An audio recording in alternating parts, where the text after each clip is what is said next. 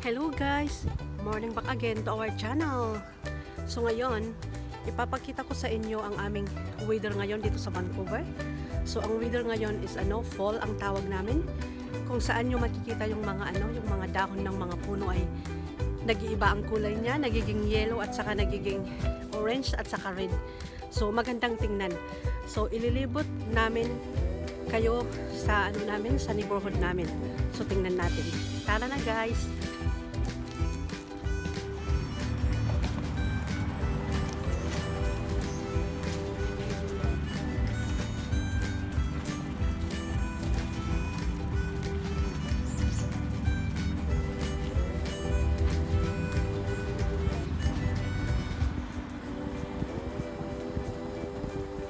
Guys, makikita ninyo na ang mga dahon ng mga puno ay nalalagas siya, unti-unting nahuhulog at ang kulay nito ay nagiging nagiging yellow at saka orange na. So kung makikita nyo, ganun siya lahat ng mga dahon ng mga puno nagiging kulay yellow at saka orange.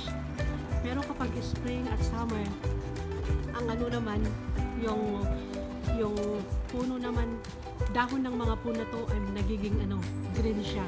Green ang kulay kapag summer at spring. Pero kapag fall, ito na. Kaya nga tinatawag na fall kasi lahat ng mga dahon ng mga puno ay nalalagas at nakukulog na at ang kulay ay yellow at saka orange. So, samahan nyo kami guys at ililibot namin kayo sa aming neighborhood. So, ito na guys, papunta na tayo. Makikita nyo na yung mga puno. Kulay na siya, kulay orange at saka yellow na. Tapos nalagas sila, nakukulog sila hanggang sa dumating yung winter na ang puno na yan ay wala ka nang makita na dahon. Pero ang puno pa rin na yan ay makikita mo na nakatayo na. Makikita mo na yung puno ay nakatayo na pero wala kang makikitang dahon. At ang makikita mo naman kung mag-i-snow ay mga puti, mga white, mga snow ang makikita mo na lahat ng mga puno ay covered by snow. Kapag sa spring naman at sa summer, makikita mo naman na ang mga dahon ay mga green. Yan guys, so lahat ng makikita mo, yan, hindi nila nililinis kasi parang kasi ito parang natural ba ng beauty. Yung mga iba naman ay kapag makita nila na talagang punong-puno na walang madadaanan ng mga tao, doon na nila nilinisan. Pero sa ngayon, hindi mo na nila nililinis yan. Kaya lahat. Makikita nila lahat. Ang gandang tingnan kasi ang kulay ay yellow at saka orange. Yan. Yan guys.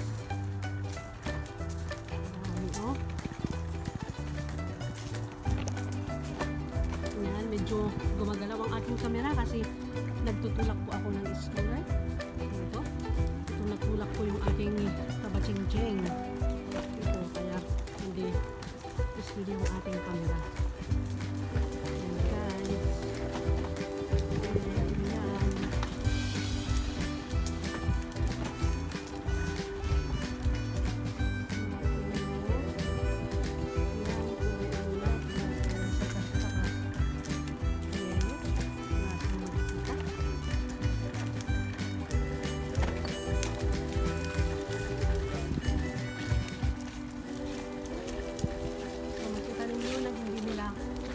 Walisan, hindi nila tinatanggal kasi maganda kasing tingnan. Pero kapag makita nila na talagang walang madadaanan ng mga tao na talagang punong-puno na, ay doon nila nilinisan. Pero mostly hindi nila nilinisan. So kapag darating naman yung December na mag-i-snow na, ang mga puno na to ay wala ng dahon. Wala kang makikita na dahon, pero hindi siya patay.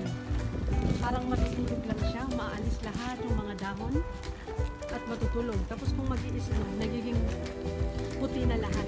Lahat ng mga puno ay makakaburan siya ng mga isla. Tapos pag dumating na naman yung spring, yun, para na silang mabubuhay ulit yung mga puno.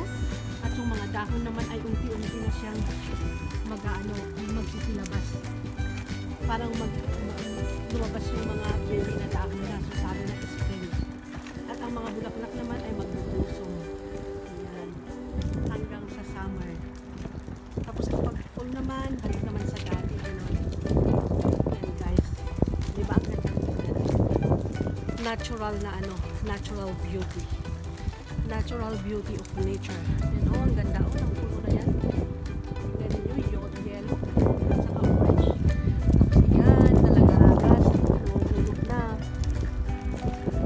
Yung mga iba ay kulay red, pero din kulay red. Ayan. Taas.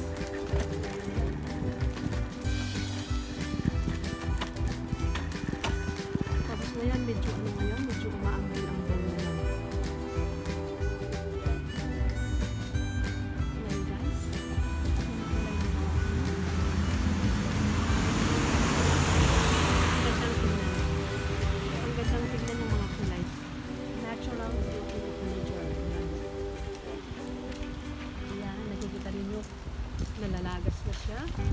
Nalalagas yung mga dahon ng puno.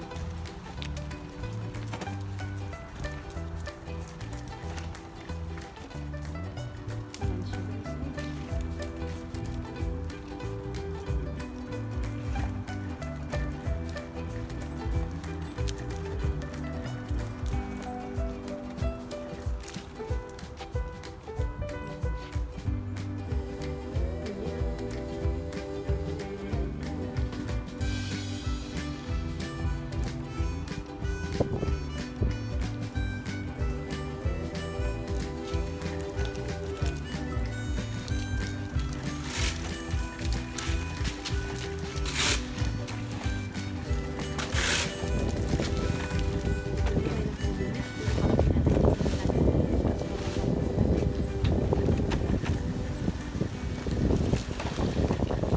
Hulog na yung mga dahon ng mga tapos kulay red siya at saka kulay orange at saka yellow, so maganda.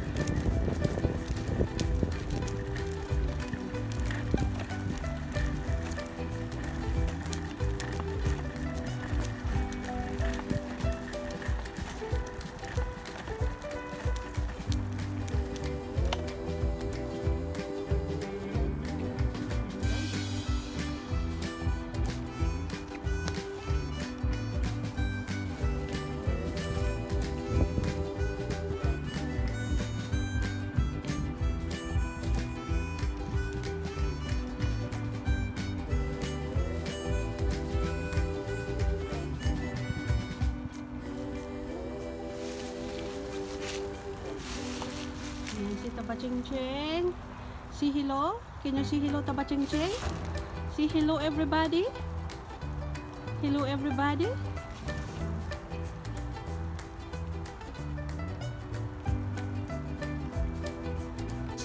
Umaambon na dito ngayon.